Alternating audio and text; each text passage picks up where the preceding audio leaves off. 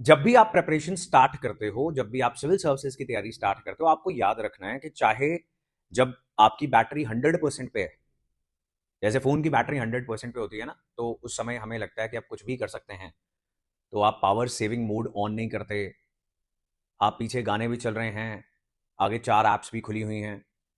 As an aspirant also if you think you can do everything, आपकी battery जो है बहुत जल्दी ड्रेन हो जाएगी। और ये होता ही है, ये 99% नहीं 100% एस्पिरेंट्स के साथ होता है। और स्टार्टिंग में कौन एस्पिरेंट होता है जो सोचता है कि मुझे यूपी का बजट भी पढ़ लेना चाहिए, कुछ तो सीखने को मिलेगा, मुझे राहुल गांधी ने क्या कहा वो भी पढ़ लेना चाहिए, कुछ तो सीखने को मिलेगा। ऐसे करते करते वो सब पढ़ने लग जाते हैं, बैटरी हो जाती है खत्म।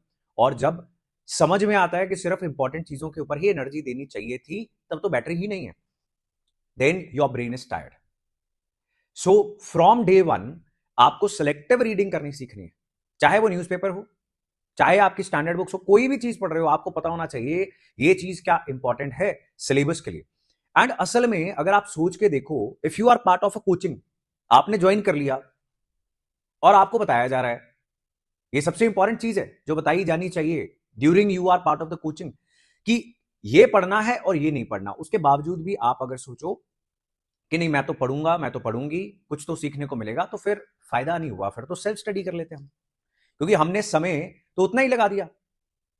सो make sure you are not reading all those things. आज के न्यूज़पेपर में यूपी के बजट को इतना ज्यादा कवरेज दी गई है, almost 2 pages are full of that. India US trade deal को लेकर अब पॉलिटिकल बहस स्टार्ट हो गई है, तो वो इंडिया यूएस रिलेशंस नहीं है, ना ही वो इकोनॉमी है, वो पॉलिटिक्स है, right? Acquisitions and counter acquisitions. तो आपको इन इन चीजों को अलग करना है, एक दूसरे से अलग करके देखना बहुत जरूरी है। आई होप आप ये सीख जाओगे धीरे धीरे इफ यू आर न्यू।